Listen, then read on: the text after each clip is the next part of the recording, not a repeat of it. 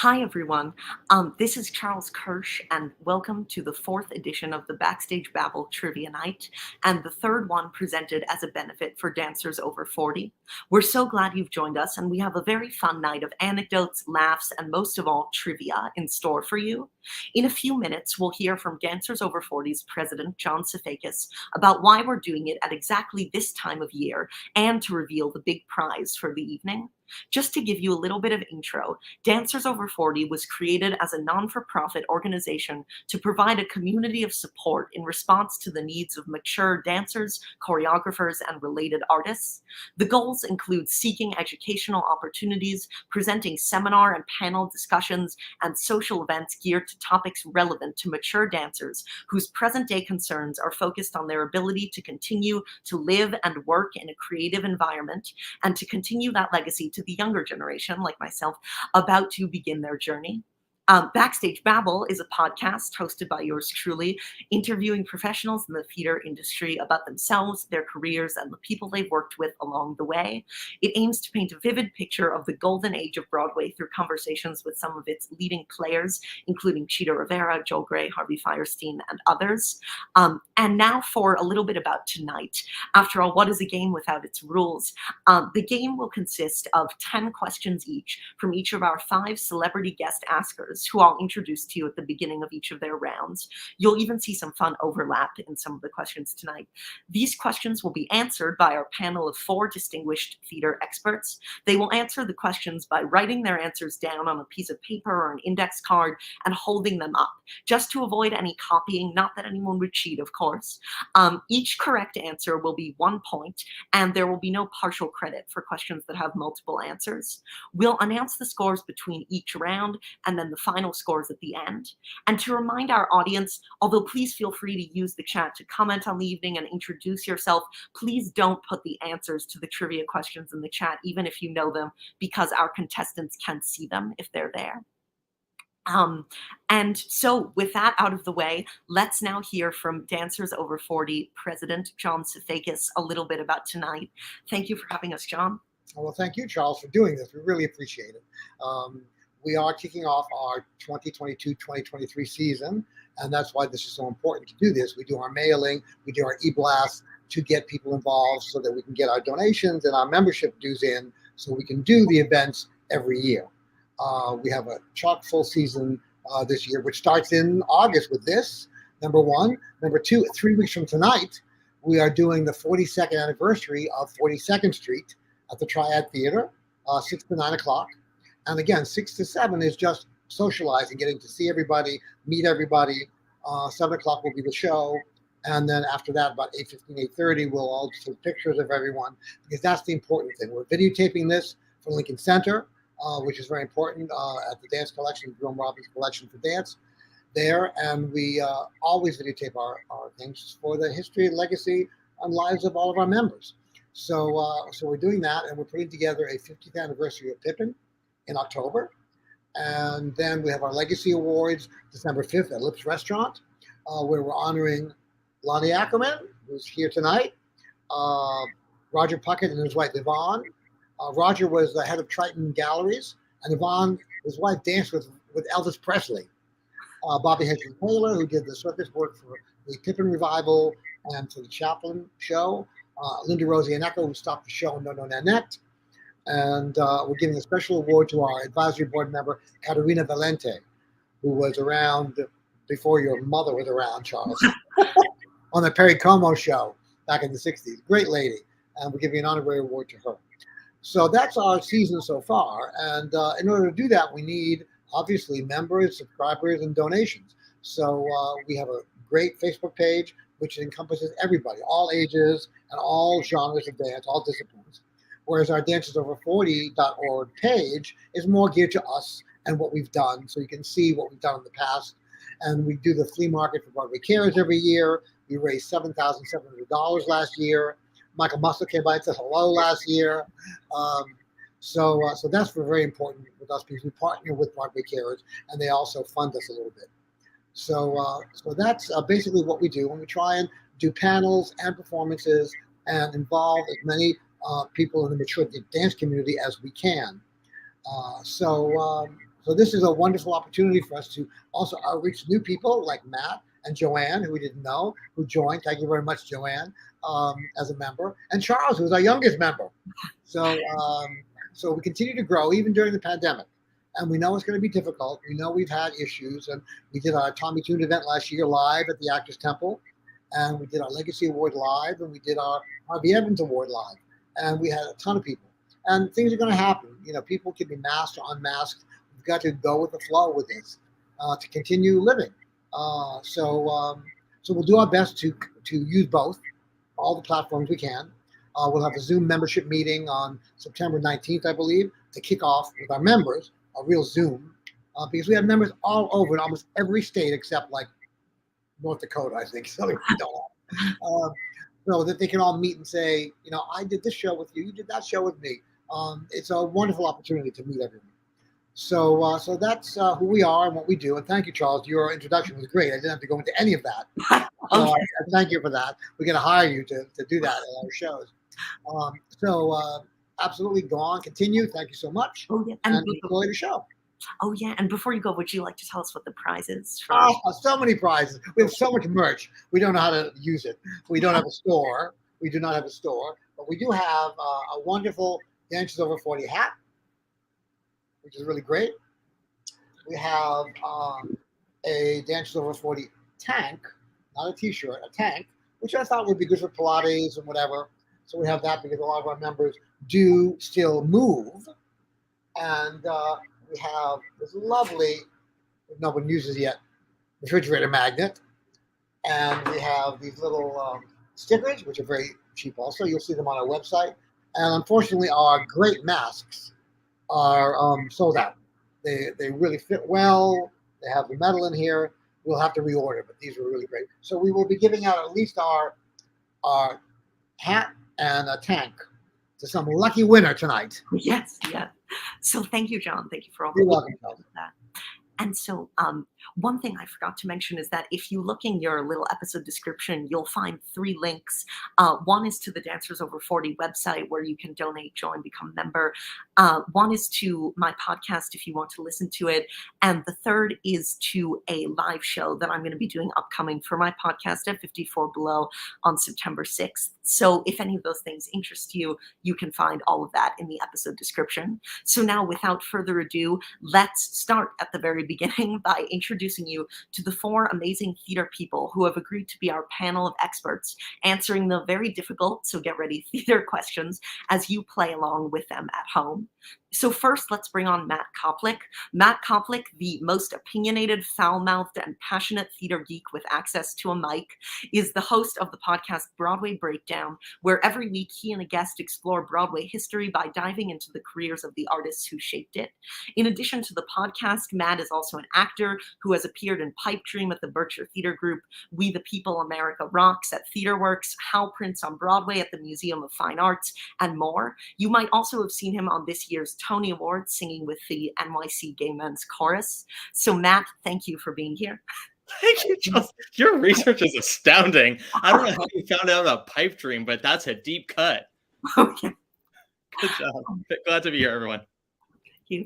And next we have Michael Portantiere. Michael Portantiere is the co-host of the This Week on Broadway podcast on Broadway Radio, a research associate at Celebrity Service International, the editor of castalbumreviews.com, and a journalist at BroadwayStars.com and Talking Broadway. He is also a theatrical photographer for Follow Spot Photo. He's the editor-in-chief emeritus of Theater Mania and used to serve as a contributing writer for Playbill, a contributing editor for In Theater Magazine, and a regional editor for Backstage. He is also a cabaret producer whose past credits include The Boys from Syracuse in Concert and 54 Loves cast albums, both at 54 Below.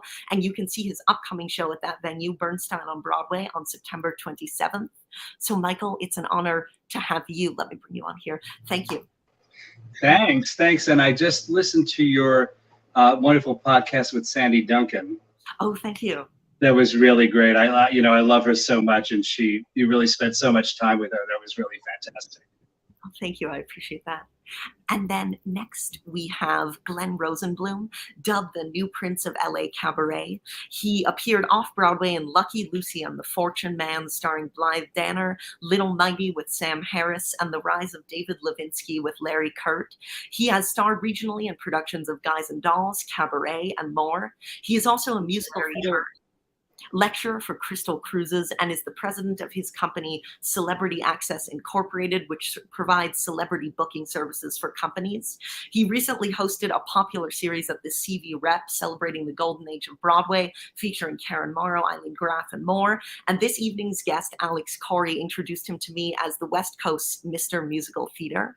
So let me find Glenn. Sorry about the trouble with this. Here you are. There you are. Hi, thank you. Sorry about that. All roads lead back to Alix Korey.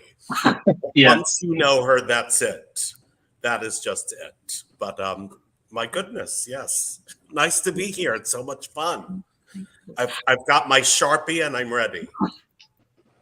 And then last but certainly not least, we have Michael Musto, the iconic columnist. For many years, Michael Musto wrote the column La Dolce Musto for The Village Voice and has also published many books, including Fork on the Left, Knife in the Back, Manhattan on the Rocks, and Downtown. He has appeared on screen in Party Monsters, Nelson Sullivan's World of Wonder, Vamp Bikers, The Fabulous Alan Carr, I Am Divine, Hurricane Bianca, and more. He currently writes the monthly gossip column Read Now, Cry Later for Queer Tea. And Michael, it's such an honor to have you. Thank you. Oh, thank you, Charles. And I'm here basically because I believe in your organization, which is Hosts Over 13. Well, That's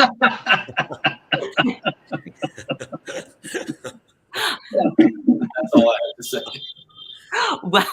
now that we're here, we can start the trivia off with our first asker, Joanne M. Hunter.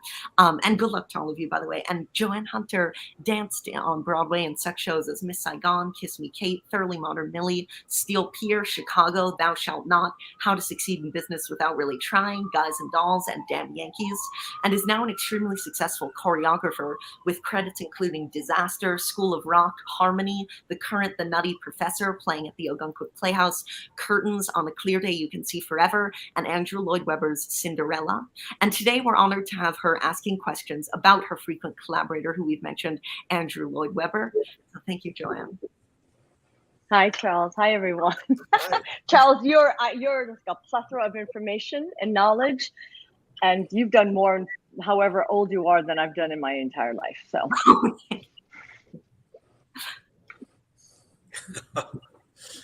So yes, so now we want to start the questions and all that. Do I start the questions? Yes, yes. Oh, that was just like right to it. Okay. Dig right in. Dig all right, right here we in. go. All right, so, oh heavens. Okay. All right, question number 1. How old was Andrew Lloyd Webber when he wrote Joseph and the Amazing Technicolor Dreamcoat? Matt, I like your eyes. Is there a ding, ding, ding, ding, ding, ding? Is there a timer, or do we just wait? We can give about like 10 seconds. Oh. Well, do you want to hold yours up or? So far, wrong. Do I tell him? Yeah. He was 19. I was going to say that, but I didn't. Okay, do I go? Question number 2, Charles? Yes. All right, here we go. Question number 2. Who was Andrew's collaborator on Joseph?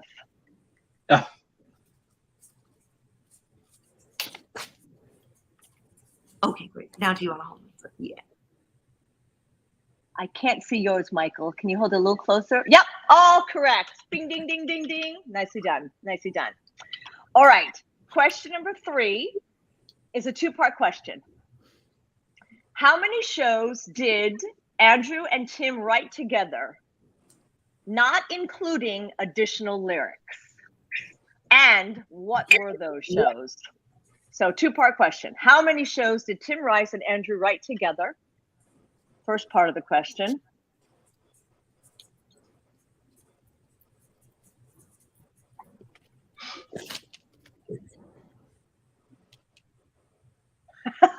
I'm loving your eyes, Michael. They're cracking me up. I mean, Matt. Just love you. I'm like, I see the bubbles. I see the light bulb. yeah. Whatever. I made my decision. I'm sticking to it. Okay. No. And let's see, Michael. How many do you have there, Michael? Who's one? No. So everyone is short by 2. So they wrote 5 shows together. The Likes of Us, which was the first show they wrote together when Andrew was 17. Never heard of it. I know. Well, yeah. Evita, of course, y'all did. Joseph, y'all did. Jesus Christ Superstar, y'all did. And Cricket. Okay. Another big hit. Yeah. So 5 shows. Wow. All right. Question number. Well, we know now. 4. We know now. now. Now you know. Oh, Exactly, learning experience. You Jeez. do. All right. How many of Andrew's wives are named Sarah? There's 3 wives, yes? He's had 3 Correct. Okay. He's had 3 wives total. You are correct. Of her. Yeah. No. This is a trick question. Just a guess. Matt and Michael P, and Michael M, you are correct. Yeah. His first 2 wives were named Sarah. Are named Sarah. Sorry. Are named Based Sarah. on the way that the Tim Rice Sarah. question was like, this is a trick one. This is Sarah Hugel and Sarah Brightman. Her first 2 wives. All right. How many children does Mr. Sir Lord Andrew have? And while we're answering, if you want to talk a little bit about what it's like working with him and all that. What it's like working with the Lord, what I call him. No. You know what?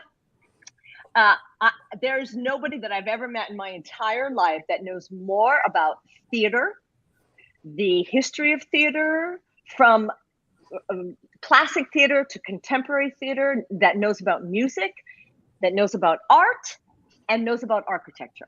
He is extraordinarily intellectual. It blows my mind. Sometimes we're talking and he's talking and I'm just doing my, oh yeah, I have no idea what he's talking about. Yeah, it's ridiculous. But his knowledge of theater and his love of theater is pretty extraordinary, I have to say. All right, answer 2. How many children does Andrew have? Matt, you are the winner. Ding, ding, ding, ding, ding. Really? Yes. Oh, that was the biggest guess I've ever had in my entire life. Excellent guess. He has 2 from his first wife, Sarah Hugel, and he has 3 from Madeline, his current wife. All right. Question number 6. How many Andrew shows started out as concept albums before they were ever staged, and what were they?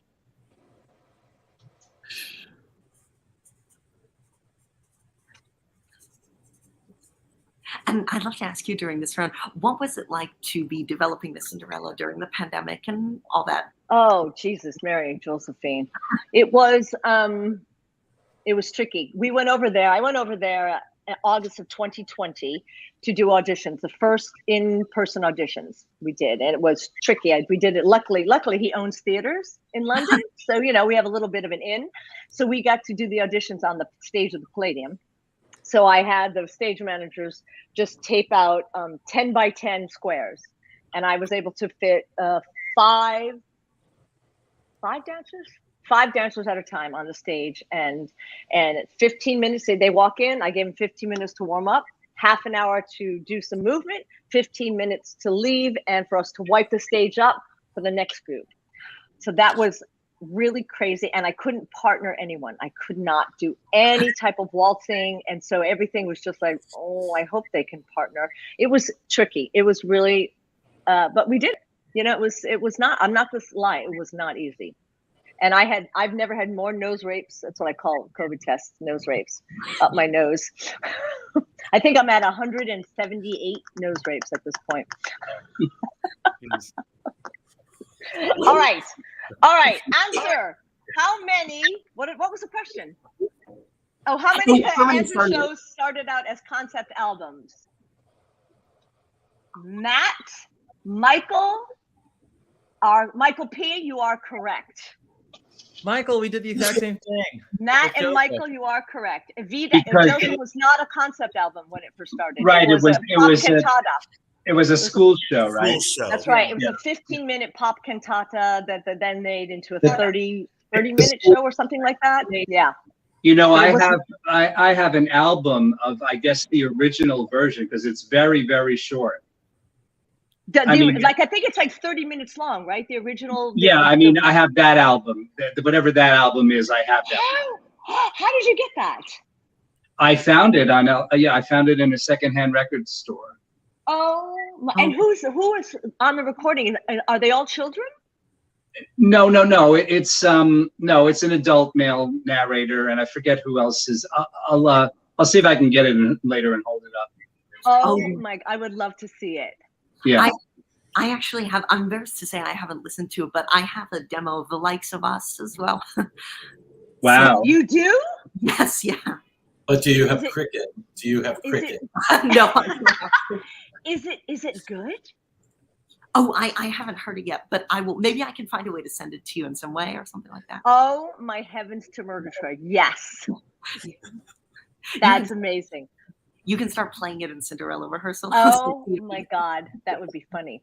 I'm gonna say this is a new song for the show. Andrew wrote another new song, and this is it. All right, question number 7. What instrument does Andrew's brother play? Oh, Matt is on it. Matt is on it. I'm pretty sure.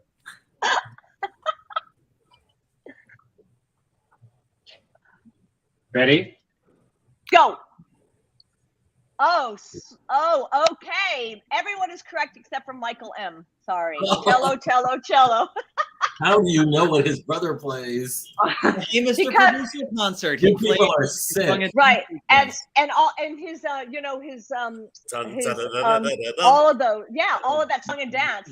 That was Yeah. That's Oh right. yeah. Oh, That's I right.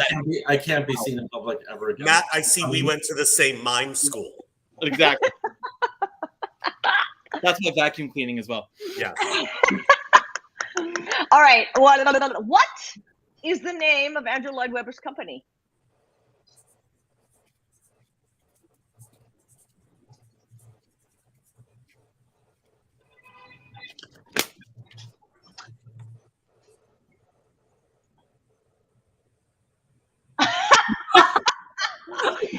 Again, everyone is correct except for Michael M. But I like my name better. I think I am going to write to him and tell him he should change it. I'm doing this all on the phone, so I can't actually see what everyone else is writing. So I'm missing a lot of the jokes. Well, Michael, tell us the name of the company that you believe it should be. I couldn't think of what it was, so I said Imaginary Buffoon. Incorporated. I just saw a little note in the note thingies in the comics. J. Aubrey Jones. Hi, J. Aubrey Jones. Hi, Jay. He says hi. Look at that. That's so cool. Look at me, like I've never been on the internet before. All right. Here we go. Question number 9. Andrew wrote a song for which Olympics, and what was the name of that song? I'm not even writing that one down. I couldn't even begin.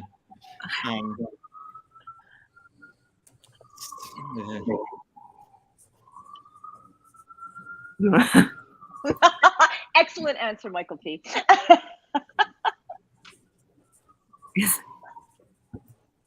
No. Oh my goodness. Okay, I have to read this out loud. Matt says the 1990 music of the day. Michael says, I have no idea.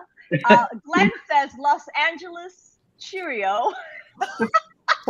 And Michael M says memory Senior Olympics. All of you are so close, I can't even tell you.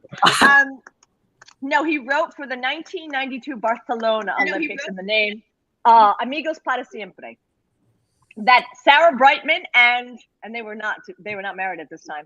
And Oh, some opera singer. Look at me, some opera singer. I can't remember who sang it. Montserrat Caballé. Who? Was it Montserrat Caballé? I'm just guessing. You know what? You should be asking the question. I have no idea. I'm just guessing. Now, Joanne, when you said they were not married, was it post or pre? Post. Post. That's what I thought. Yeah. Post. Oh, 1990. Yes, post. Nice to, yeah, post. All right. What? Final question. What is the name of Andrew's autobiography?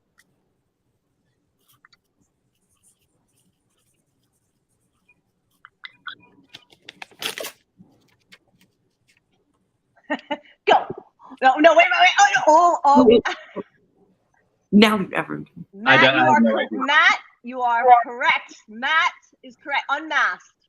Nice done. Oh. Bravo.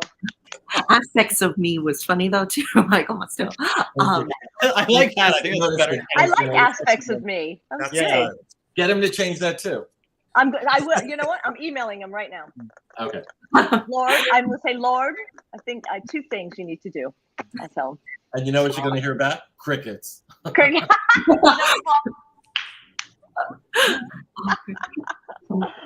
Nicely done. Who's in the lead right now, Charles? I'm going to guess it's Matt. While I'm telling, do you want to maybe talk a little bit about School of Rock, which is the other? Oh, look at me! You're just prompting me. I didn't know that's what to do. What do you want to know about School of Rock? Me and about 14 young actors that are more talented than I will ever be. No, School of Rock was great. You know, it actually was a project that I think, I might get this wrong. Madeline, his wife, actually bought the rights to, and they had always wanted to produce it, but never thought about him writing it. And then I think they held on to it for a long time. And then finally they decided, okay, I think someone talked to Andrew into you should write the songs to this. So Jose Carreras, nicely done. I looked it up. Nicely done, Christine Dunning. Thank you. How could I not know that? That was terrible. But so he decided to write this, and we did a quick reading with all adults to see if the book worked, and it was really great. And Julian Fellows wrote the book, who wrote Downton Abbey. You think Julian Fellows and School of Rock, but we did have to help him Americanize it a bit. But he was brilliant. He is brilliant. Anyway, we did I'm not gonna say workshop. We actually called it an off-Broadway show. We did it at the Gramercy Theater, which is like a rock and roll kind of venue, which was perfect. Very, like, I wouldn't sit on any of the banquettes because God knows how much sex would happen on those banquets. But it was thrilling because these 90% of the young actors had never done anything theater. They were new, and that was something that Andrew was very adamant about, that he wanted the kids to be kids and not child actors.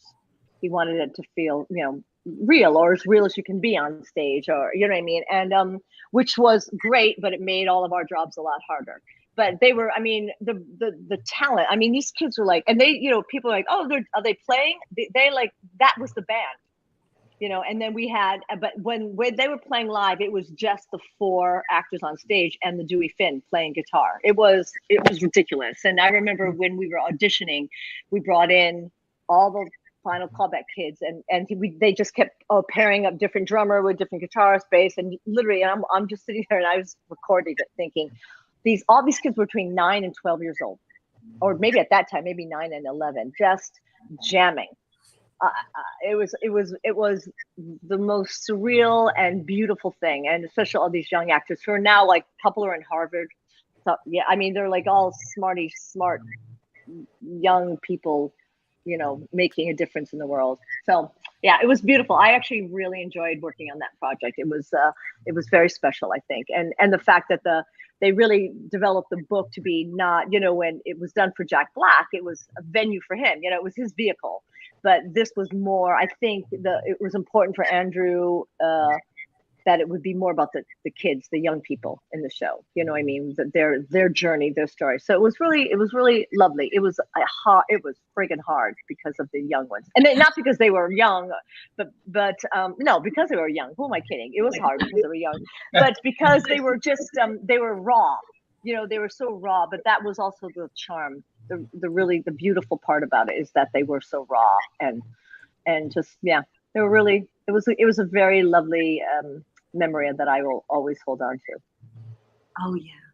And before, just to close off with one more guess at Angela Weber's memoir title from the chat. And then It's everything. Say that again, Charles. Say that again, Charles. It says I changed everything. That's the title of his book. Yes, and that is So at the end of this round, we have Matt is in the lead with 7. Then we have Michael P with 5, Glenn with 3, and Michael M with 2. So that's our score for now. And thank you so much, Joanne. This has been wonderful. You're very well, thank you. And just so you know, Michael M, I love the shirt. So the shirt makes up for thank you. everything. Joanne, do you remember that the Roundabout Theater was briefly in residence at the Gramercy? What? Do you remember that? No, wait a minute. It was only for a few years. Yeah, it was an additional theater that they had. Yeah. Oh my God! So did they make it a proper theater? Because when we worked at it, it was just basically a deck, and the seats were kind of stadium, but it was raw. There was no wing space. It was just a box. Did they build a proscenium? Do you know? That was before. That would have been before you were there, I guess. So So then it got renovated into, as you say, a rock venue, I guess. Right. Yeah, because it's more like, I think they're they're one-nighters and that kind of thing. But it's like the stage was probably 4 feet, maybe 3 feet off the ground. And I mean, the lighting, the railing was ridiculous. Like Natasha Castellan had brought in lights that you thought would light up, Madison Square Garden. It was ridiculous. But it was great. But I'm telling you, downstairs with the dressing rooms, and there was like a settee or a little poof down there. I was like, don't sit on this, kids, because who knows what you're going to catch, because it was scary.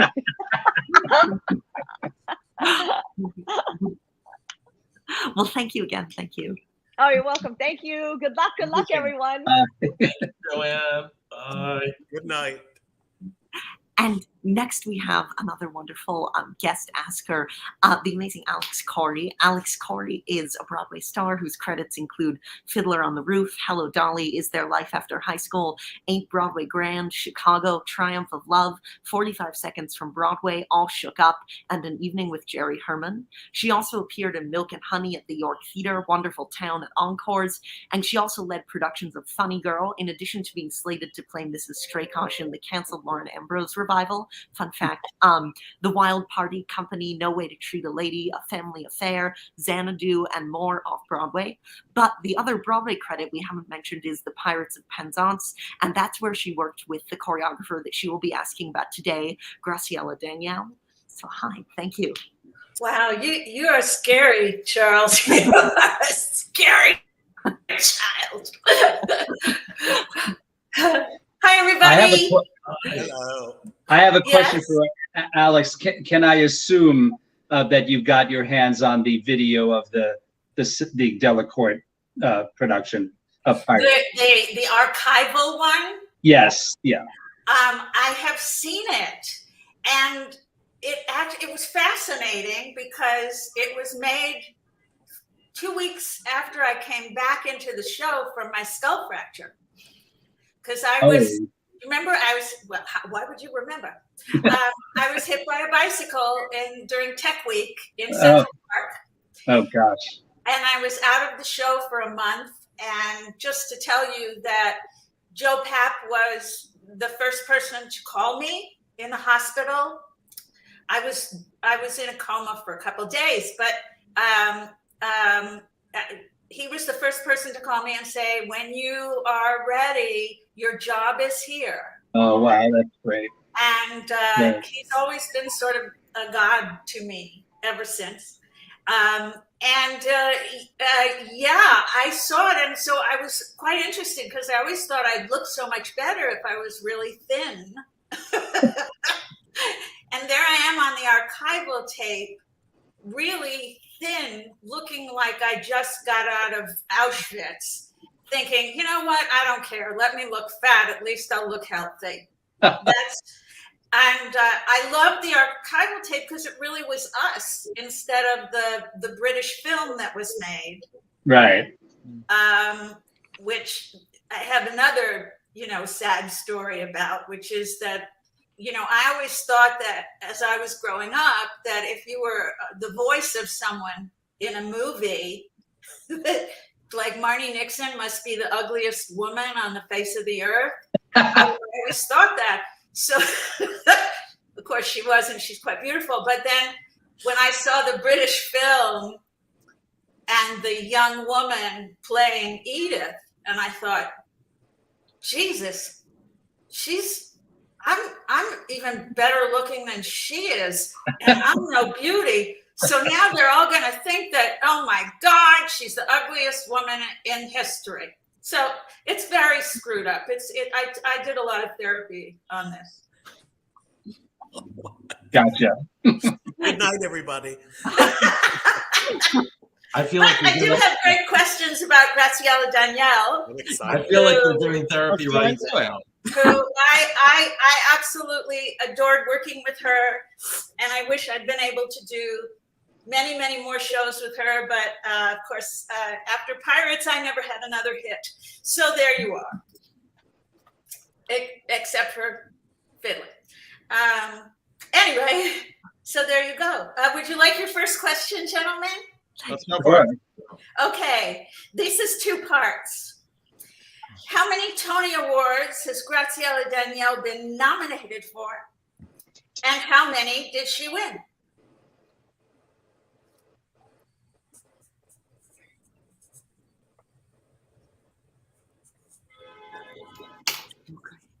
Da-da-da-da. Oh my goodness. Michael Musto and Matt have the right answer. Well, you had the right, right. Yes, she was nominated for 10. Oh my God. And she won none.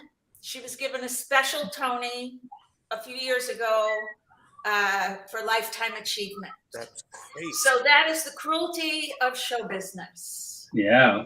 There you go. Oh, so the second question is name 3 of the shows that she was nominated for. I wanted to do 5, but Mr. Kirsch said no, cut it to 3.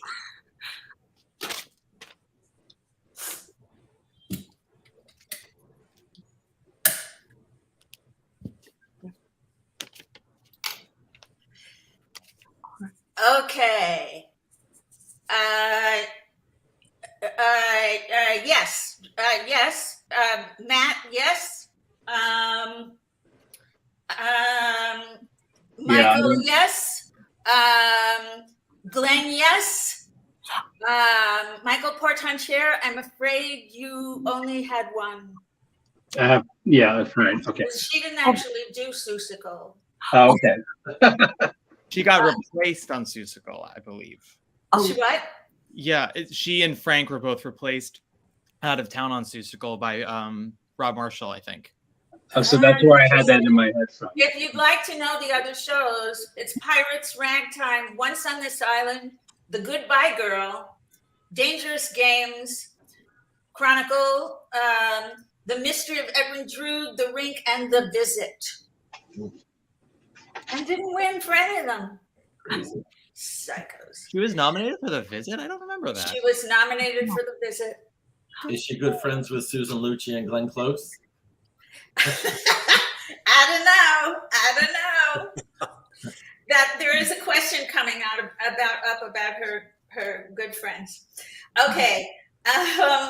Prior to becoming a brilliant choreographer and director, Graciela was in the ensemble or featured in 6 Broadway shows. I wanted you to name 3. Charles says you only have to name 2. Oh, sorry.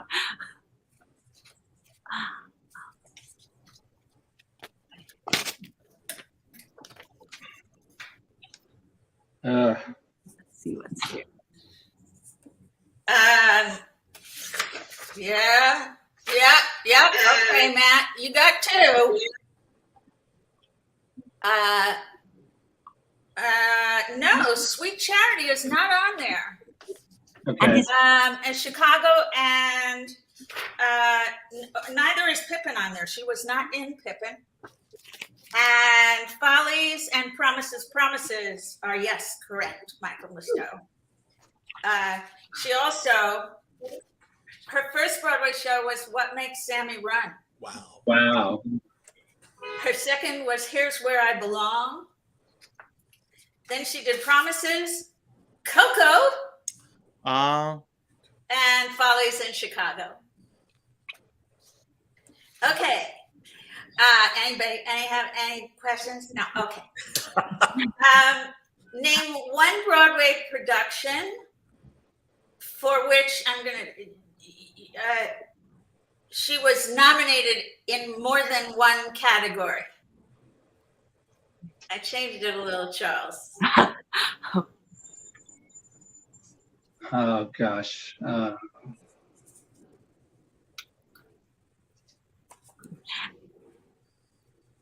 There it is.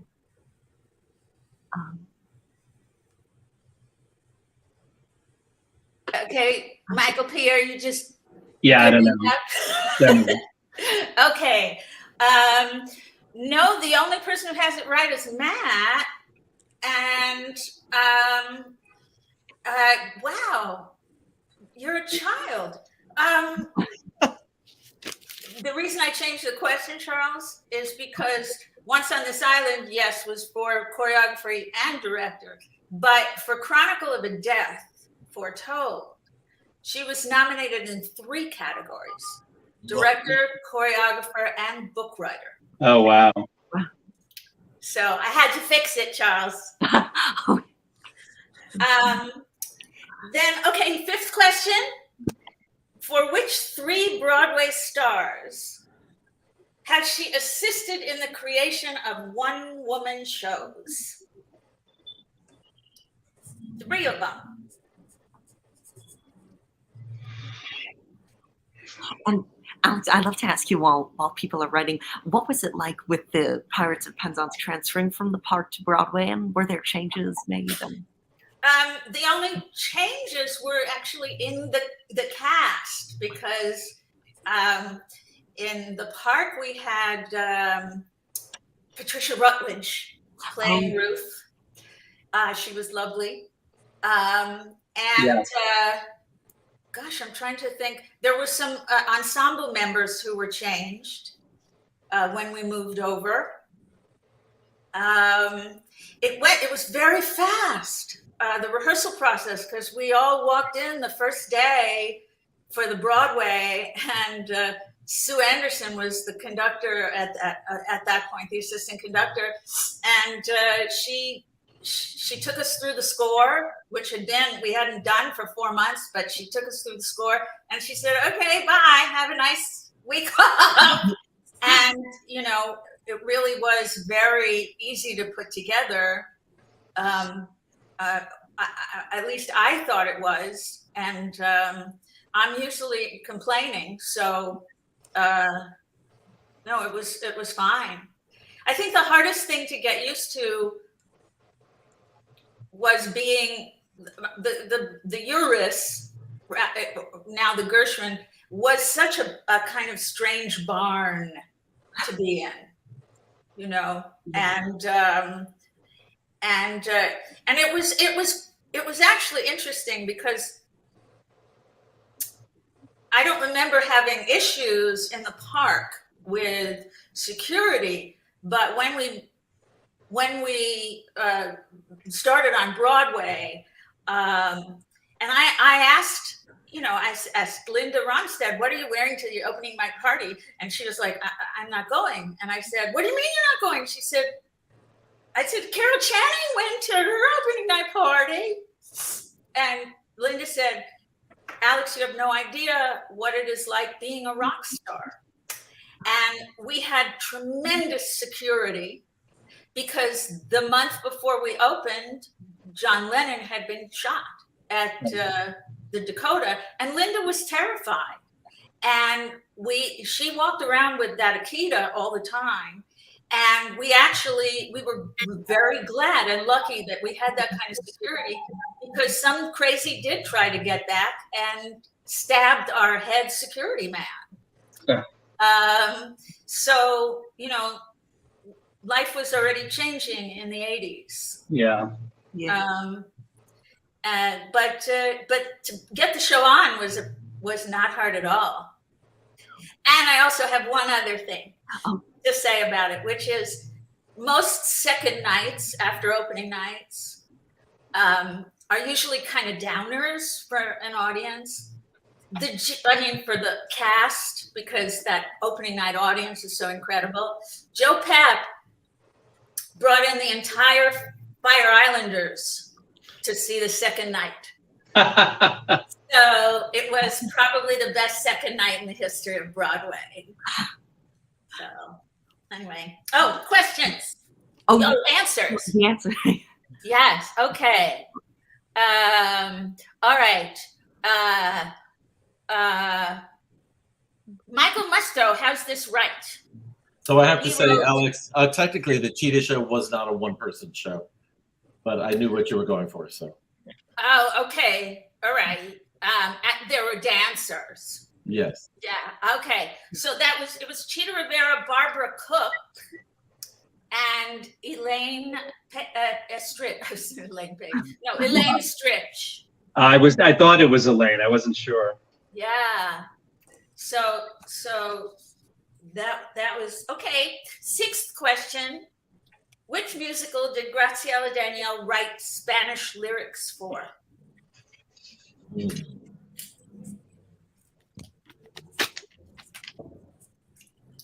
I did this show. I didn't know at the time. You did the show? I did the show at the Long Wharf. Well, And I probably... think maybe I figured it out, but I did the show at the Long Wharf 100 years in the 90s, 100 years ago. Well, this is probably not the answer. Okay. Glenn has it. Matt has it. Michael, you don't have it. I'm just going to say Dangerous Games. I know it's wrong. Okay. The answer is Working. Ah. Oh. Yeah, there's a beautiful number that the Fruit Pickers sing that Matt Saldivar was the leading performer on. Gorgeous, sad. But I worked on my accent, which was good. Okay, you ready? Number 7. Name the Oscar-winning film director for whom Graciela did musical staging and one of his films that she did the musical staging on. Where's my thing? It's interesting. One of these films was made into a musical, and I wonder why she didn't end up doing the musical. Who knows? Maybe she was tired. I don't know. I have no idea. I never got to see that one. Does anyone have guesses, or? Your hints. Yeah, those are hints. Okay. Where are the 2 movies, Glenn? You got the right director. Oh, the movie Bullets Over Broadway. Woody Allen. Bullets Over Broadway, and the one with Goldie Hawn, which I can't. Everyone says I love you. That is correct. So, do we give Glenn half a point? Oh, I'll give Glenn the whole point for that one. Okay, they were all Woody Allen. They were Mighty Aphrodite. Oh, Everybody right. Says I Love You, and Bullets Over Broadway. Okay. 8 is a Chicago question. So I don't know if Candy Brown's going to get on this one at all. In Chicago, what was Graciela's character's name, and what language did she speak?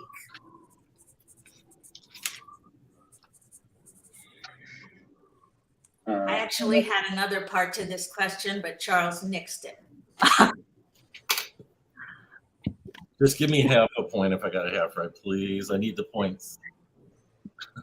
Okay, Matt gets 2, Michael only gets one. Michael also only gets one, and Glenn gets two or one. The language? What's the language? Hungarian. Hungarian. Oh, Yeah, Hungarian. And I wanted to ask you what the speech was about. Oh, And Charles said no. Oh, Because the answer was, You're so strict. she was explaining who actually killed her husband in the Oh. speech. Yeah. That she was really not guilty.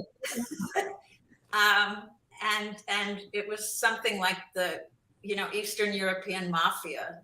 That you mean wait? You mean she's the one who did not kill her husband? That's right. She's the Yeah. only one who did not kill Okay. her husband. I thought you said the other. Oh yeah, no. And she gets hanged. And I have to tell you that every night that was very moving for me, saying goodbye to her. Every single performance I did, it was very moving for me. But there's so much unfairness in the world. Okay, number 9. Name the musical that Michael John LaChiusa wrote about Graciela's life. just I think this year or last year at the Old Globe it was premiered, and hopefully it'll come to New York. I had an easier question here, but I can name you the 2 shows that they worked on. I was going to be about that. I knew what 2 shows they worked on. I don't know what this one. Giant was one, right? Was Giant? There's Marie Christine. And Bernarda Alba, I think, are the. Yeah, and there's another one. There's a 4th one? I think so. Something that didn't happen.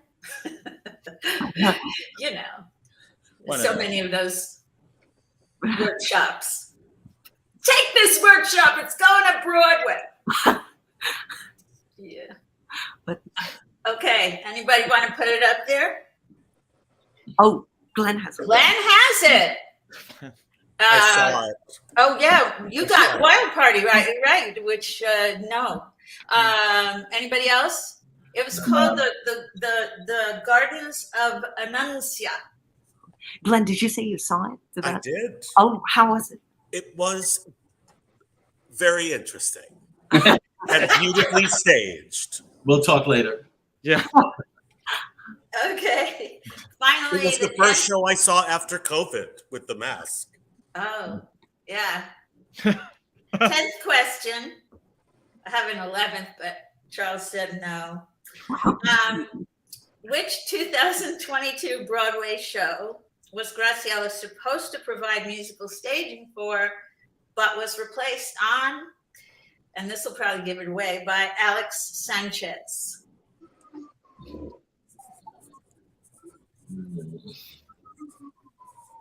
You want a hint? I'm going to just take a guess. I'm taking a guess. You want to hold up the? Hold it up. Yes. The 2 of you who guessed are correct. I crossed out Paradise, and then I'm putting Paradise back. Okay, that's it. The 3 of you then got it right. I was going to add the hint. Nobody got paid. She would still be waiting for her check, so she made a decision. They paid Graciela the same amount they paid the people who did do that show. So there you go. She does. What? Say that again, Matt? Win-win, Matt. I said she got paid the same amount as people who did work on the show got paid. So it's just so bizarre. Strange. Yeah. So I was actually going to, the other question I was going to ask was, what was the event in Graciela's life that made her move from Paris to New York? Because she did not come here from Argentina. She went to Paris to work at Paris Ballet and all of that. And I just thought this was sort of fascinating. I don't know. Anybody have a guess? Nope. She saw West Side Story in Paris. And she said, I have to do that. That's what I want my life to be. Fabulous. And so she came to New York. So I've had a lovely time, gentlemen. Thank you. Thank you And so while much. he's tabulating, does anybody have anything interesting they want to talk about? Well, then Or- she saw the movie of West Side Story many years later. She moved back to Paris. Oh, I loved it. I loved So it. did I. I'm just joking. But you know what I loved the most is that when I saw Billy Elliot, I saw that boy, David Alvarez. Alvarez, and I fell so in love with him that I wanted to kidnap him after seeing Billy Elliot. And to see him come back as Bernardo was like, yay, he's still dancing. Really well. But you know, he had left show business and then he came back. I know, he was like in the military. Yes, yeah. Oh, They sought him out, I think. I believe the casting director was like, what's David Alvarez up to these days? I'm like, contacted him specifically for it. Yeah, and what a great thing. What a great thing. Although he was in the On the Town revival. Oh, was he? Yeah, I think at least briefly as a replacement. But then after that he left is when he left, I think. Yeah. Join the military. Alex, What is Alex, wrong can with I, these people? Alex, can I just say something? First of all, I am a fan. And one of my favorite things that you've done is a song about wanting to be rich and famous without having to do all the work, oh yes. Yes. which is kind of a Yes. viral sensation. I want to be discovered while I'm sitting on my ass. Yes, David Friedman wrote that Yeah. song. And it was for an event that John Znadarsik did. Remember when they used to do new writers at the Donnell Library? Yeah. All the new writers coming up on in theater, and he did a Christmas event, and he asked people to write Christmas songs. And David was working on this, and he kept saying, "Is this funny? Is this funny? I don't know. Is this funny?" And he gave it to me. It was, and I actually read it the first performance that we did, because he had just finished it. And it was scary because we had no idea how people were going to react, and they loved it. It's like everybody got it. Your rendition You know is what I mean? priceless. Your rendition of it is priceless. Well, I always say to people, if you grew up with my mother, you have just the right amount of rage to put into that song. Esther, right? Esther, that's right. Glenn and I discovered we have the same birthday. We grew up 10 minutes apart on Long Island, and our mother's names are both Esther. But his is still kicking, and he's taking very good care of her, as a nice Jewish son should do. And yours is still alive in your mind, I think. Mine will never die. The rage is still there. She will never die. Oh yeah. And so I have the scores, but I just had one question, something I missed. Michael Musto and Michael Portantier, did you get the question right about Paradise? I'm sorry, I didn't hear that. I did not. Oh, you didn't. Did you? I About didn't. Paradise Square. Did you get that? Paradise Square, yeah. He said he was writing it. I yes. wrote it across it. I started writing across it and started putting it back. Okay, great. Because there were so many teaching people on that show, right? Okay, so are you still tabulating, Chalks? Oh no, now I have the scores. Okay. So, Matt again has 7. Michael Portantier has 1/2 point. Glenn has 6 points, and Michael Musto has 5.5. So my questions weren't that hard. No. Well, they work for me, but as I said before, I'm woefully ignorant about Graciela. Well, if Charles hadn't changed some of mine, they would have been harder. Don't feel Thank bad. you, Pointing a Charles. finger at a 14-year-old, Alex? Oh, what? Are you pointing a finger at a 14-year-old boy? I'm in love with him. I'm in love with him, but this is how mothers talk. Jewish mothers talk about their children. Do you want to kidnap him like you wanted David Alvarez? there are times, yeah, I've thought about that. His parents probably wouldn't like it. Anyway, Glenn, I'm going to the children's sing later. Oh, well, depending on when this ends, I will come. Okay, that's why I'm dressed up. All right. I wore beads. Well, thank you so much, Alix. Thank you. Okay, thank you, Charles. Bye. Bye, guys. Bye, Alix. That was such a fun round. And next we have another great guest. It's my honor to welcome another veteran Broadway dancer, Candy Brown. Candy Brown appeared on Broadway in the original productions of Hello, Dolly, Pippin, Pearly, and Grind. She also danced with Shirley MacLaine and Liza Minnelli in their solo shows, toured with Applause, participated in the early workshops of A Chorus Line, and appeared on screen in Ollie and Quantum. And in addition to all of this, she also played June, who you may know as Six from the Cell Block Tango, in the original production of Chicago. And now here she is to ask about that musical. Hi, Candy. Thank you for being here.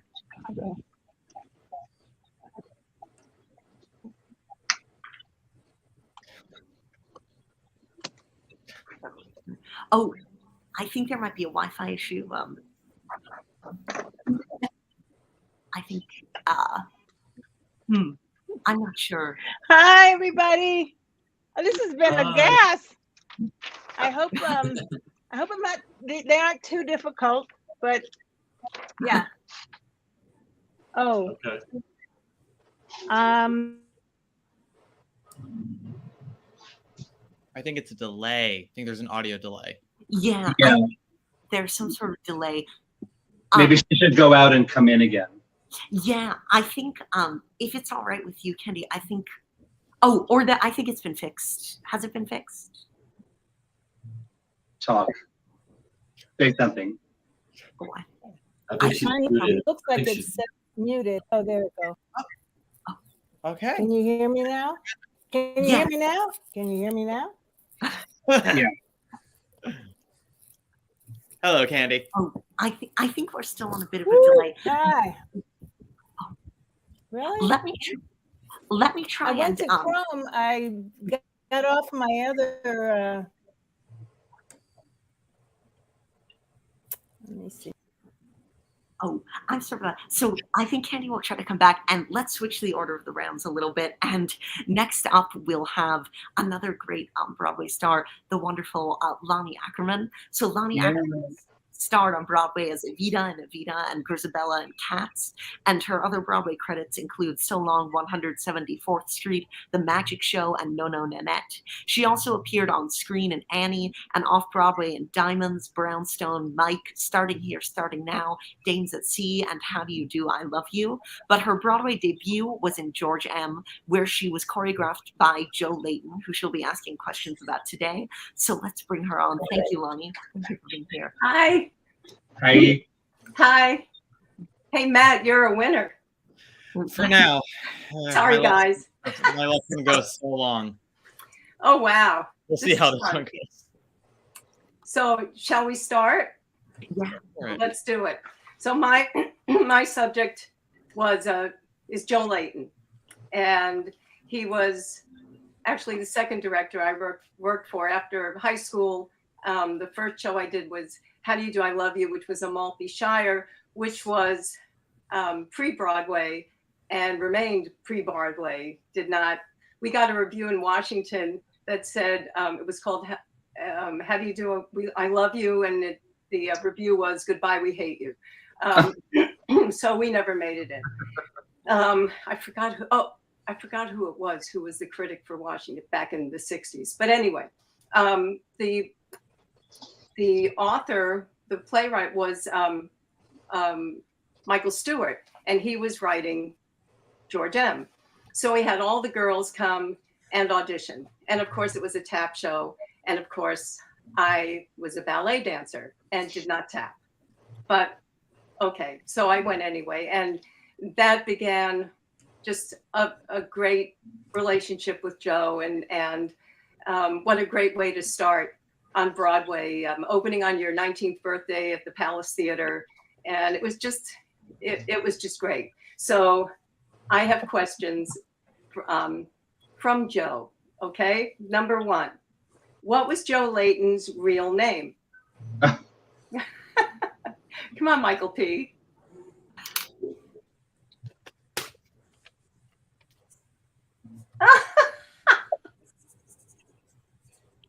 Oh.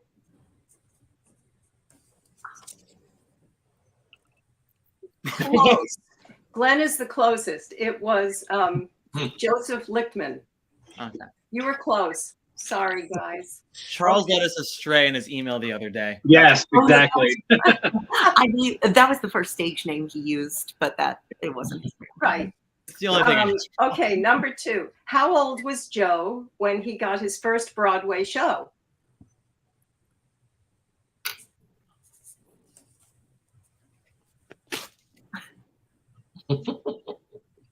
What's that? Okay. Matt is the closest. He was 16. Wow. He was still in school, and he got in as a dancer. And do you know which show it was? Oklahoma, I think, Yeah. right? Wow. You're so young. I'm famously actually 52. I just moisturize really Oh, well. okay. Okay. So Which Oklahoma? Not the original. yes, Yeah. the original. Really? Yes, he was 16. At the end of the run, maybe? Oh, you got me. Yeah. Wow. Gosh. Yeah. Because Amazing. Amazing. Yeah. He Yeah. was he was a child performer. His parents, I think he performed at Tenement, the summer resorts. Tenement, thank you. Yeah. Okay. So, okay, we got that. We're actually up to number 4. What was Joe's wife's name? No. She was wonderful.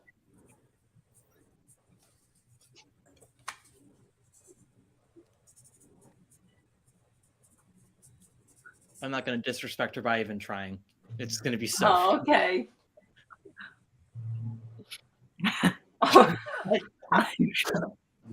Oh, Joan McCracken, wasn't that Fosse's person? No, All right. second. Well, I knew it was someone's. Okay, it was Evelyn Russell, Oh, Okay. and she was an actress, and she passed away before he did. Charles, you're keeping score? Yes, yeah. Okay. Number 5. Oh, we did change number 5. Okay. Okay. This is interesting, I think. What actress, in an early example of non-traditional casting, was the understudy for the role of Faye Templeton, played by Jackie Alloway in the original George M? This is 1968. So, Could you say that again? Sure. What actress, in an early example of non-traditional casting, 1968, was the understudy to the role of Faye Templeton, played by Jackie Alloway in the original George M? She went on to be a really big star, big television star. Does anyone have a guess? Or is it over there? Glenn, you're amazing. Glenn has it. Janelle Allen. Oh, love her. And it was amazing because Jackie was this gorgeous blonde goddess, and it was like we went from blonde goddess to Lena Horne, coming down the stairs in the white gown. It was wild, and I think the atmosphere in that show was nobody thought anything of it. It was, oh yeah, Janelle is the understudy. That's the way he was so ahead of himself. He had choreographed what replaced it was a medley of Yankee Doodle Dandy over here. It was very Americana. It replaced this brilliant ballet which took place over the same period of time, from the 20s to I think World War II, but it was just too ahead of its time, too artistic. And they went for the middle of the road, but it was an amazing ballet. He was amazing. Okay. Okay, number 6. Where did Gone with the Wind first premiere? What year? And what was the first title? Want me to say it again? Oh, Yeah. no, the musical. The musical. The musical. The musical, I'm sorry, not the movie. The first incarnation of Gone with the Wind. Where was it first produced? It was 5 hours long when it was first produced. Oh, really? You just want to kill yourself.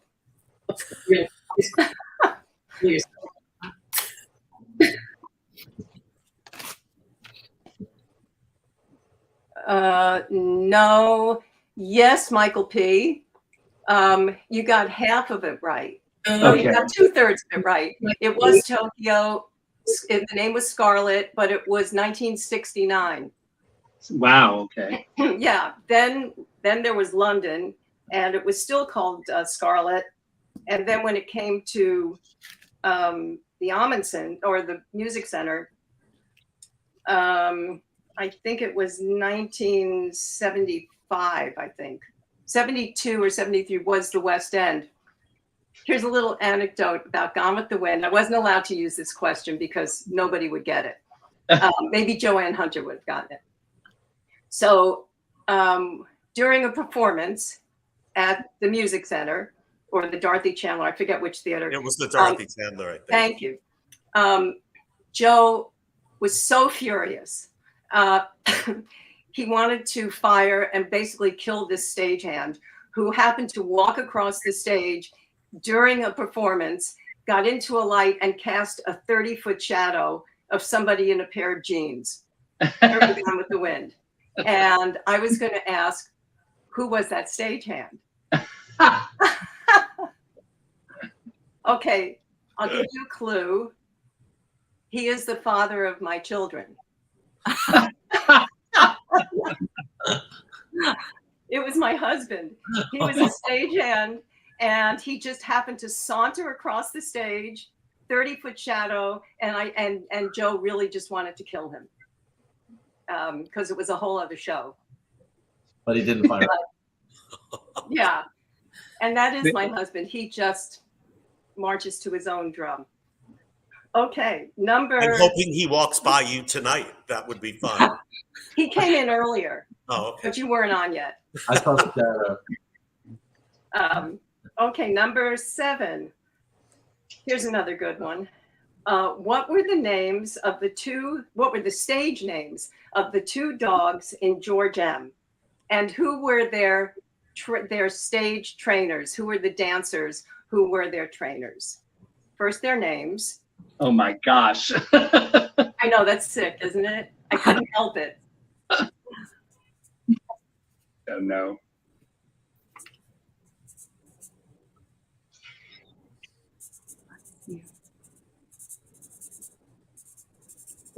Here's an anecdote. Looks like Glenn's. I just can't.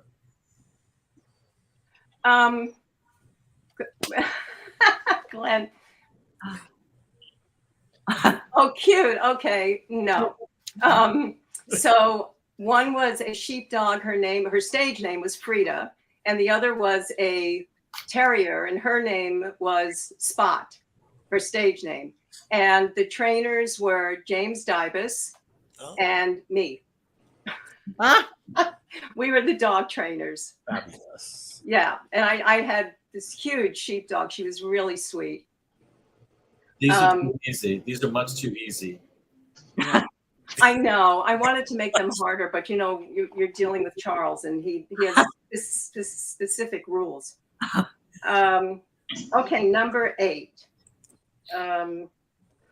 Which musical was Joe working on when he fell out of his loft and broke either his leg or hip? I'm not sure. And what was the name of the musical? Can we get anything resembling a hint, like within a 5-year window? I used to know this, and I don't remember. It's our time, Michael. Can you give us a little more of a hint? Okay. I'll give you the year, 1976. Oh, all right. You got it. No. Oh. I don't know. No, that was later. Oh, Yeah. it could have been earlier. Okay, here's another hint. It's about marriage. Oh, No. whoops. Lenny Baker was in it. Yes, okay. No, no. Yes. Yes. Yay, Michael P. got it. After five And you're right. That's okay. I'm here to help. And Matt got He it. was replaced, though, right? He was replaced by Anna White and Anna Gene White. Sack. Oh my gosh. I know.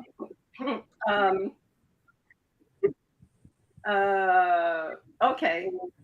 Well, here's another one. These are depressing.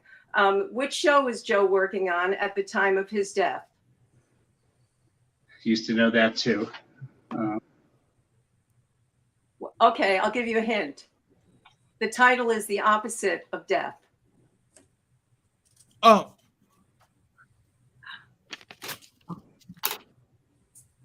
Yay! Yay! Glenn, you got this. It's the opposite of I death. saw it already. So you I saw it. can't. Okay. Oh, you're I didn't see it. What is it? The The life. life. Oh, The Life.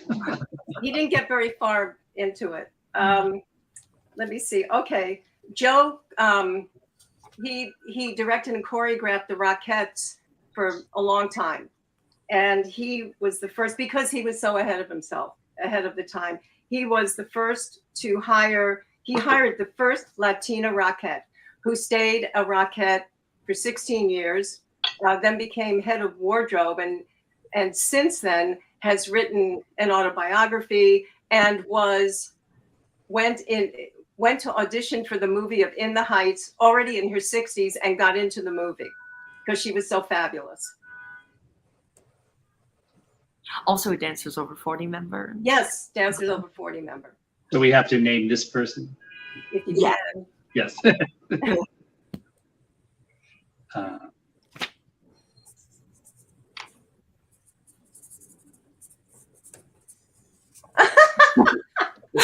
This is wrong, but Oh, no. No. Oh, okay. Lillian Cologne. oh, Okay. Let me see. Actually, that's it. But I have an extra question if you want to give it a shot. Oh yeah. So, okay, what? Can I ask that, Charles? Okay. What was the name? Joe also choreographed ballets for several, renowned companies. What was the name of the ballet Joe choreographed in 1972? I'll give you the company. It was for the Joffrey Company. Oh, for the Joffrey. Yeah. Mm, Want another hint? yes. Okay. What comes after single? Single, and then you have, Double. and after the next one you have triple. So what's in the middle? Double. Yes, Oh. close. Double what? doubles. Double light. Double exposure. Oh, Well, I was like, did I they make really a ballet out of bombed out really badly. Well, Charles said to make them difficult.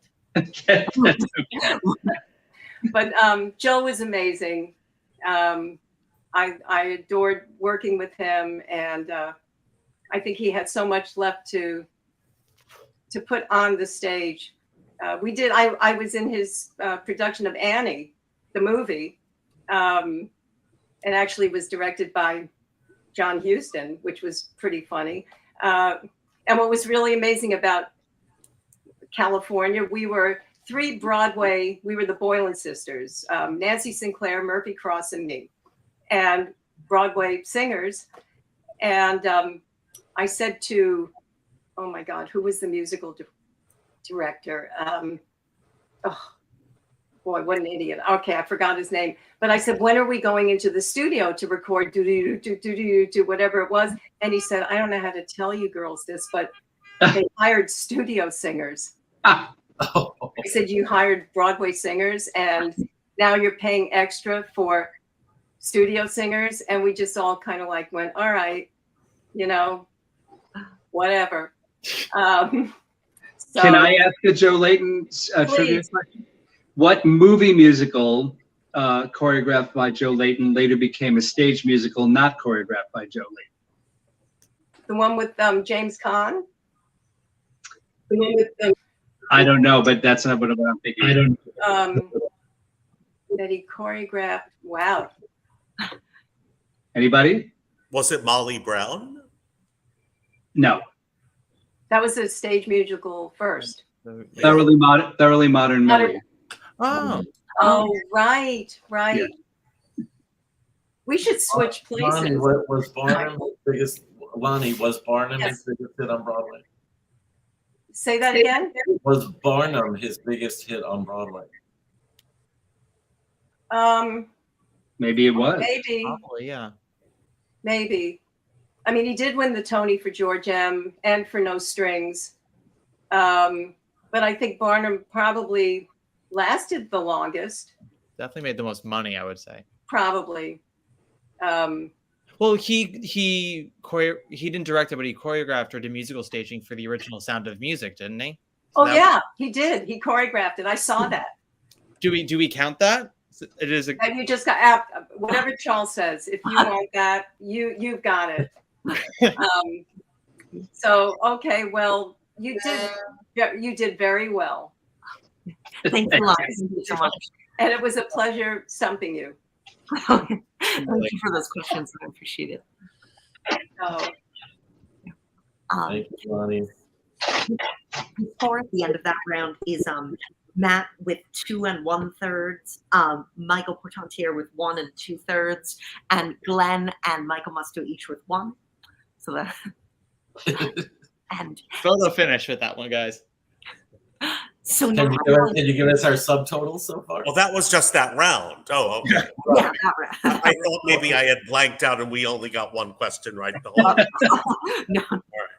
And No, then, but, Charles, can you give us our subtotals? oh, well, I'll do that at the end. I'll wait. till the Okay. end. Yeah, that's fine. So I'm going to try to bring back on Candy Brown now. If it doesn't work again, I think what I'll do is I'll leave her on screen for everyone to see, but I'll read the questions because I have them as well. So Okay. we'll see what happens, but hopefully the audio is right. Hi. Thank you.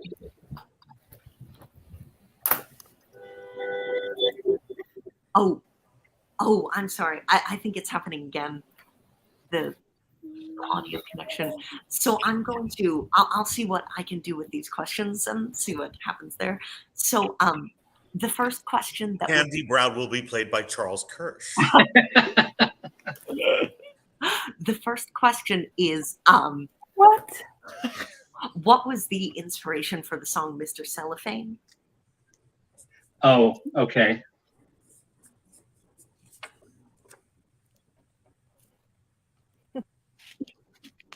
Knew my good luck was going to run out.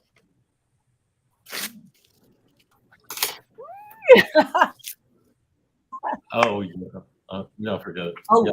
well, Glenn and Michael are both. Charles. Huh? No, mine is wrong. I think Michael P is right. Oh, well, Glenn and Michael P are both right. So, it's the Burt Williams song, Nobody. Exactly. Yeah. So I'll give you both that point. The next is there was a character named Henry Glassman that was cut from Chicago during the out-of-town tryouts in Philadelphia because they thought he was redundant. Can you name the character's profession and the actor who played him? Yes. I know the character. I know the profession. I don't know if I remember the name of the actor.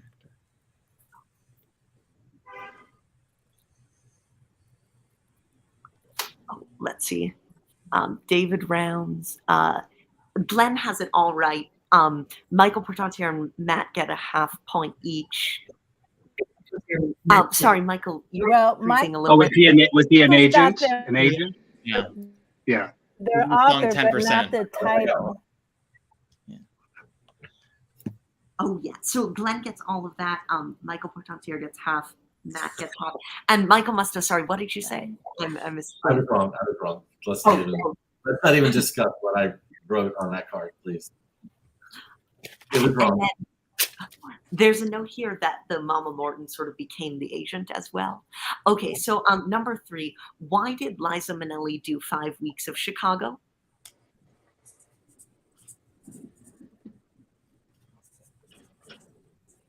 How specific do we need to be? I say anything around what's right.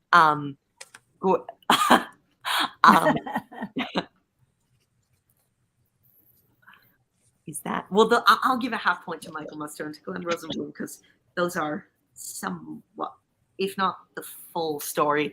Can you hear me at all, Charles? Oh, we can now. Oh, yeah. Now we can. And those I'll give those all.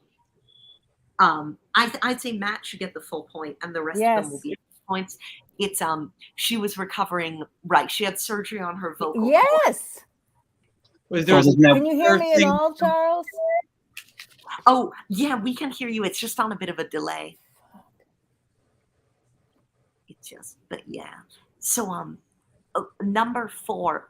Charles, can I just say I was there to see it, and I've been told, of course, Liza was taking over the role, but most of the audience didn't know, and they made an announcement before the show. At this performance, the part of Roxy Hart will be played by, and the audience went, "Oh," because Gwen was out, and they said Liza Minnelli, and the audience went insane, and she was brilliant. But my favorite is always going to be Cheetah and Gwen together. Oh. Which I went back to see Cheetah and Gwen together many more times. A little more specific than that, Michael Musto. More specific?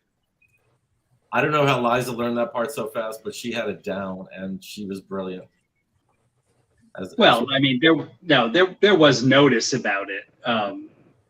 We got tickets to see Liza. I mean, it wasn't early on, and it was a call I got Close from a enough, publicist yeah. on my school paper, and really insiders at this point only knew she was not on the marquee, and they really had to make the announcement where a lot of the audience was just in shock and delighted. Oh yeah. They said it was Liza's request that they do it that way. Okay, her vocal cords were cut because originally in the song, I am my own best friend. I want to hear every morsel. I'm sorry about this. I think it might be best to just to keep going with the lessons. Okay, so the next question is who was the original choreographer for Pearly, who had been a dancer in the Fosse choreographed Yankees? That's true. Wait, say that again, Charles. Yeah. So, yeah. I'm sorry. I think I'm going to have to take Candy Brown off for a minute just because the audio is coming in a little weirdly. But there's okay. So who was the original choreographer for Pearly, who had been a dancer in the Fosse choreographed Damn Yankees? Do you mean the person was replaced as choreographer, or do you just mean who was the choreographer? No, who was the choreographer? Okay. Who had been a dancer in what? In the Bob Fosse Damn Yankees. This has nothing to do with Chicago? No, it just Bob Fosse. Okay.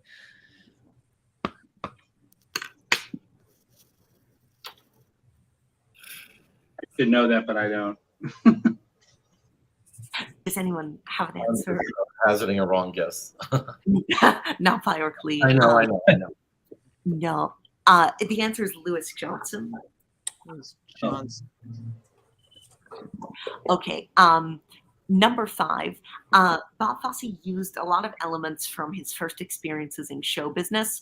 The current version, choreographed by Anne Reinking and directed by Walter Bobby, is called Chicago, a Musical. Originally, the show was billed as Chicago, a Musical, fill in the blank.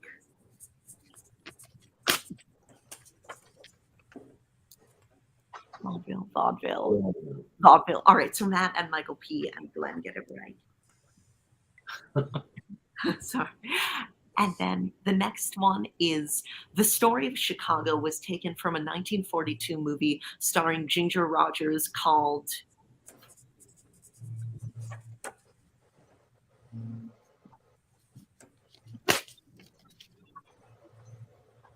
Roxy Hart. Wait a minute. Roxy Hart, but it was actually based on a play called Chicago. Yeah. Oh, yeah. So everyone gets that right. Great. But the movie did not have Velma Kelly. The movie with Ginger Rogers didn't have Velma Kelly. Oh, But I think the movie is what Gwen saw that made her want to do it. That was the story that I heard. At Roxy Hart. Yeah, and they got the rights to play. Yeah, and they got.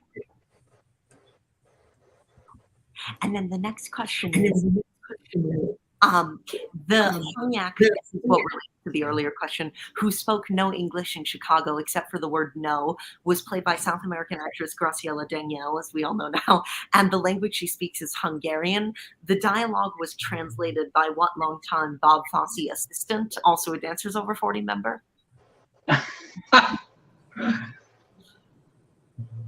I do not know that. See, I'm only sorry I can't add the anecdotes from the original Chicago that Candy would hear, but Did Candy try exiting and coming back again? yeah, we tried that earlier. I'm And- sorry, that didn't work. Yeah. Oh, is there can you hold up your answers again? Nicole Fosse, no. Not Michonne Peacock, although that's a good guess. Catherine Doby is the answer. Oh, So there. Michonne Peacock was in the original cast, though. Number 8, Michael O'Hawley, I'm guessing, billed as M. O'Hawley, was hired for the role of Mary Sunshine because his vocal range was considered to be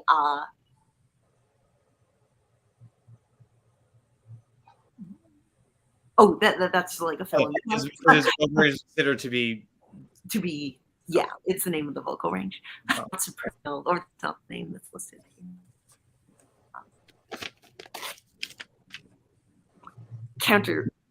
Countertenor.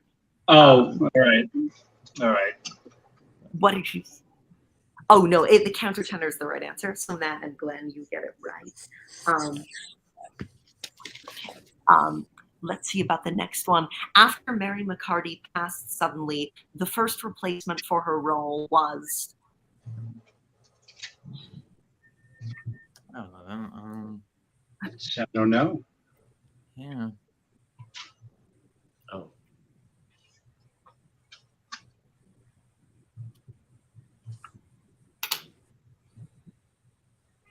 No, not that one. Should have been.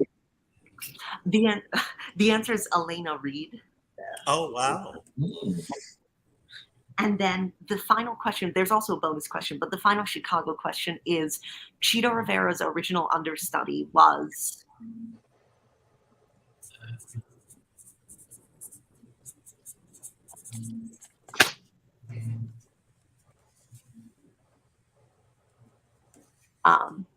Let's see, Michael, do you have an answer?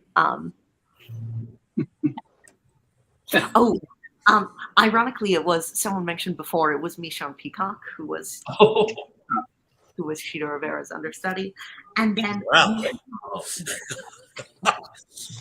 and there's one bonus question which is unrelated to Chicago, but here it is anyway. A bit of musical theater history. What Grammy-winning jazz singer won the Best Supporting Actress Tony Award for one number in The Wiz? And you have to name the character and the actor. Oh.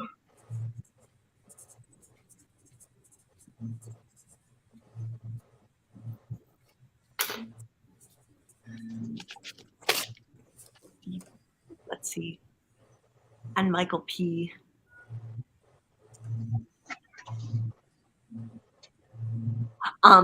Matt and Michael M. and Glenn all got it right. It was Dee Dee Bridgewater, and she played Glinda. I actually just watched the movie yesterday for the first time. Oof, that's a tough one to get through. Yeah. It is wild for sure. It was research for my podcast, but yes, it is a Well, in the wild. movie, Lena Horne is Glinda. Yeah. Oh, is she ever? The And baby's they apply that she's the. baby's hanging in the background. Anyway. Oh yeah, those floating children. Absolutely. When that popped up, Yeah. I had a moment. Well, I mean, to me, Dee Dee Bridgewater and Kristen Chenoweth are the same type. Yeah. As far as Glindas go. Mhm. Yeah. Anyway. All right. Well, that's all. Sorry about all that. I hope I did an adequate job as your understudy. You did. Yes, you were very good. Okay. Andy, we miss you. We hope your internet is good. And now we have one round left for, I guess, a surprise upset or anything like that. And now here's our illustrious asker, one of Broadway's funniest people, the great Jim Brochu.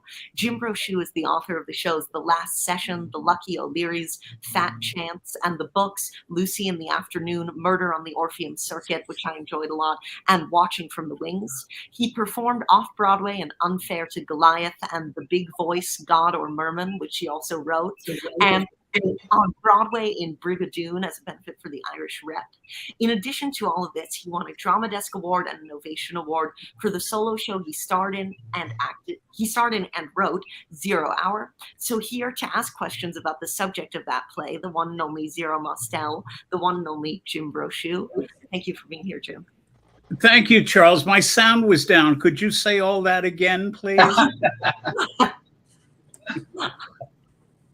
All right, here we go with some Zero Mostel questions. I'm Some excited. easy, some difficult. Zero was the original star of Fiddler on the Roof. Who were the original Golda and Yenta? Oh, I'm gonna say those wrong.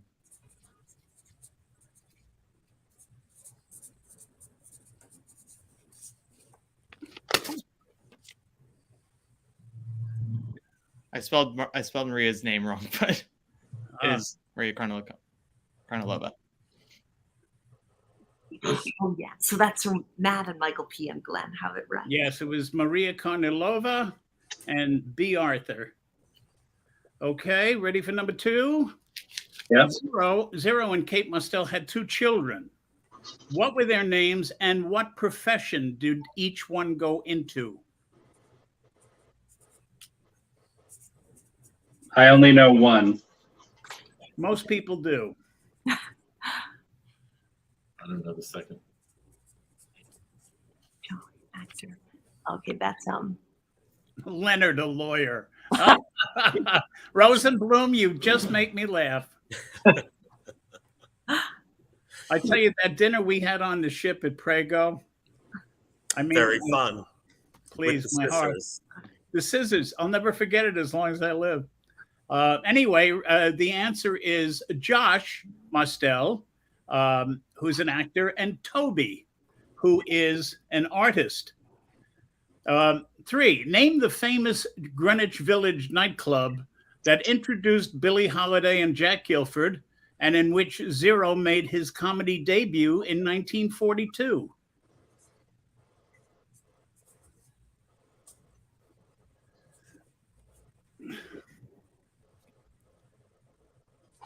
This is just a guess.